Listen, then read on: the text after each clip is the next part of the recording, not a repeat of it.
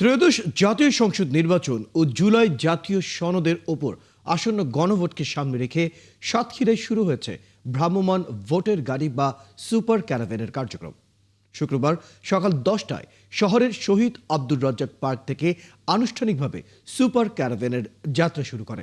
জেলার তথ্য অফিসার জাহারুল ইসলামের সঞ্চালনায় আয়োজিত উদ্বোধনী অনুষ্ঠানে প্রধান অতিথি ছিলেন জেলা প্রশাসক।